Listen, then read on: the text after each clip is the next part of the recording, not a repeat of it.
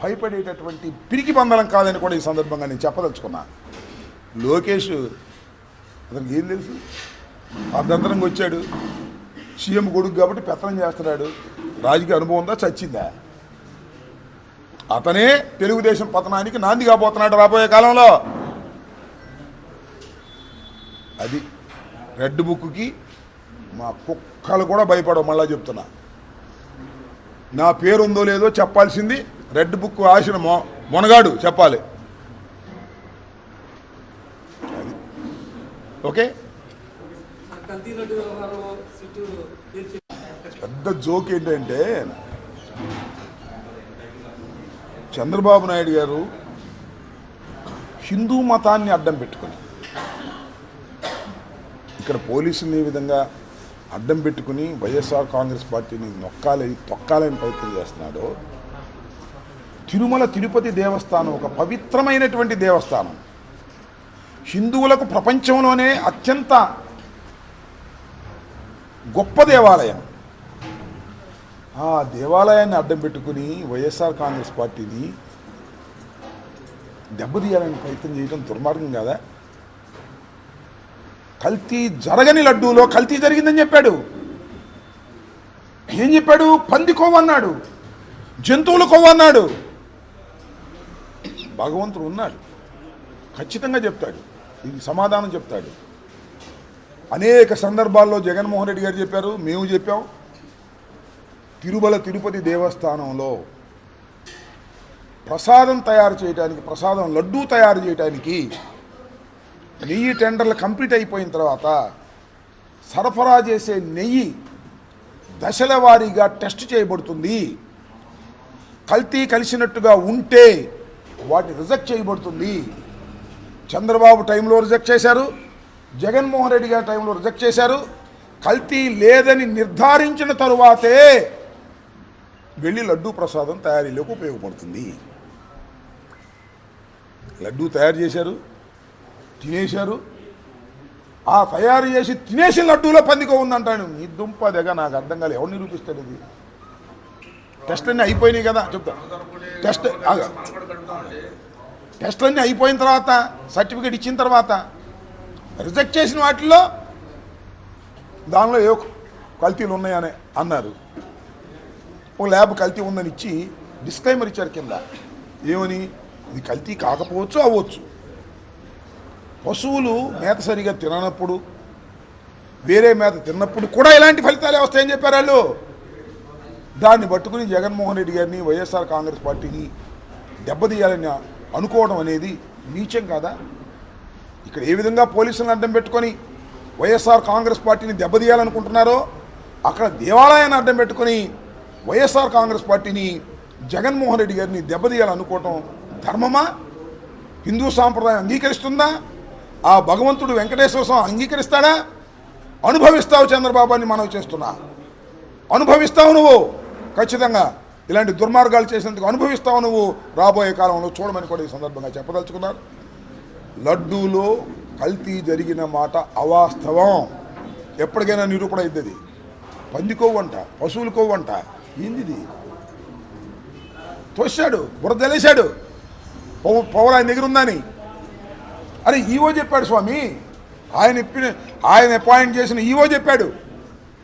కల్తీ జరిగిందని రిపోర్ట్ వచ్చిన నెయ్యిని ట్యాంకర్లు వెనక పంపించామని చెప్పాడు. కల్తీ జరిగినట్టుగా, అది కూడా కల్తీ ఏంటి, వనస్పతి కానీ ఇలాంటివి కానీ కల్తీ జరిగినట్టుగా రిపోర్ట్ వస్తే అవి వెనక పంపించేశారు. ఇవాళ కాదు పంపించింది, చంద్రబాబు నాయుడు గారి టైంలో పంపించారు ట్యాంకర్లు, జగన్మోహన్ రెడ్డి గారి టైంలో పంపించారు ట్యాంకర్లు, రాజశేఖర రెడ్డి గారి టైంలో పంపించారు ట్యాంకర్లు. కల్తీ అనే అనుమానం ఉంటే చాలు, అది కల్తీనా కాదు తర్వాత సంగతి, వెనక్కి పంపించేస్తారు. కానీ ఇన్ని దుంపలేక చంద్రబాబు నాయుడు గారు ఆ కల్తీతో లడ్డు తయారైపోయింది తినేశారని చెప్పి ప్రచారం చేస్తున్నాడే, ఎంత దుర్మార్గమని అడుగుతా ఉన్నా. భగవంతుడు అనేవాడు తప్పనిసరిగా చంద్రబాబు లాంటి నీచమైన మనస్తత్వం కలిగిన వాడిని, వెంకటేశ్వర స్వామిని అడ్డం పెట్టుకుని రాజకీయంగా దెబ్బతీయాలని ప్రయత్నం చేసేవాడిని భగవంతుడు వెంకటేశ్వర స్వామి క్షమించడు. రాబోయే కాలంలో మీరే చూస్తారు.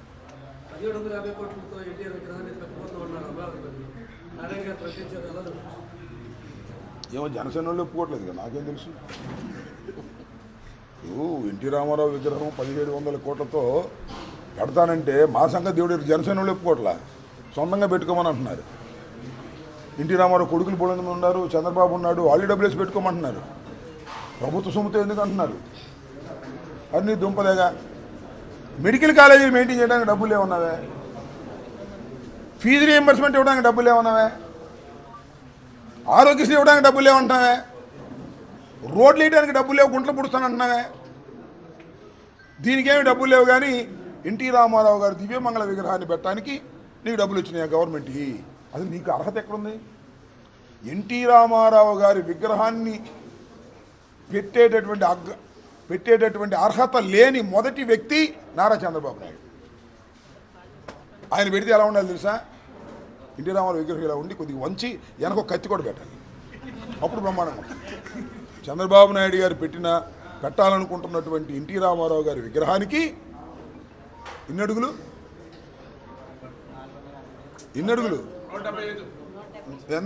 మరి అన్ని అడుగుల్లో మధ్యలో కొద్దిగా అట్ట వంచి వెనక పెద్ద కత్తి పిడి పెట్టాల, అప్పుడు బ్రహ్మాండంగా ఉంటుంది. అన్ని దుర్మార్గమైనటువంటి చంద్రబాబు నాయుడికి అసలు అర్హత ఉందండి? వెన్నుపోటు పొడిచి చంద్రబాబు నాయుడు అధికారంలో ఎన్టీ రామారావు అధికారంలోకి దించేసి చెప్పులేసి, అలాంటి చంద్రబాబు నాయుడు గారికి అసలు ఎన్టీ రామారావు విగ్రహం పెట్టే అర్హత ఉందా? అది కూడా ప్రభుత్వ సొమ్ముతో పెడతారంట. మరి మా సంగతి దేవుడు ఎరుగు. జనసేన వాళ్ళు ఒప్పుకోవట్లా. జనసేన వాళ్ళే అసలు నువ్వు నీ డబ్బుతో పెట్టుకో, నీ దగ్గర డబ్బులు లేవా, లేదా బాలకృష్ణ దగ్గర డబ్బులు లేవా, ఎన్టీ రామారావు కుటుంబానికి డబ్బులు లేవా, వాళ్ళతో పెట్టుకోమంటున్నారు.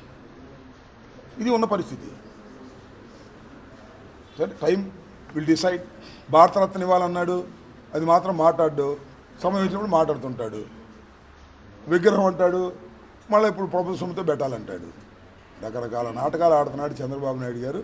రామారావుని అడ్డం పెట్టుకుని ఓట్లు దండుకోవాలనేటువంటి ప్రయత్నం చేస్తున్నాడు. అదే ప్రజలు నిర్ణయిస్తారు. వాళ్ళు ఊపులో ఉన్నారు, 3 పార్టీలు కలిసినాయి కాబట్టి వాళ్ళకి ఏదో ఊపు వచ్చి గెలిచారు. రాబోయే కాలంలో చూద్దాం. ఇప్పటికే పశ్చాత్తాపడుతున్నారు, ఎందుకు ఓడించుకున్నావు రా జగన్మోహన్ రెడ్డిని అని. సరే, టైం విల్ డిసైడ్. భారతరత్న ఇవ్వాలన్నాడు, అది మాత్రం మాట్లాడు, సమయం వచ్చినప్పుడు మాట్లాడుతుంటాడు. విగ్రహం అంటాడు, మళ్ళీ ఇప్పుడు ప్రభుత్వ సొమ్ముతో పెట్టాలంటాడు. రకరకాల నాటకాలు ఆడుతున్నాడు చంద్రబాబు నాయుడు గారు. రామారావుని అడ్డం పెట్టుకుని ఓట్లు దండుకోవాలనేటువంటి ప్రయత్నం చేస్తున్నాడు. అదే ప్రజలు నిర్ణయిస్తారు. వాళ్ళు ఊపులో ఉన్నారు, 3 పార్టీలు కలిసినాయి కాబట్టి వాళ్ళకి ఏదో ఊపు వచ్చి గెలిచారు. రాబోయే కాలంలో చూద్దాం. ఇప్పటికే పశ్చాత్తాపడుతున్నారు, ఎందుకు ఓడించుకున్నావు రా జగన్మోహన్ రెడ్డిని అని. ఏమంటామ్మా?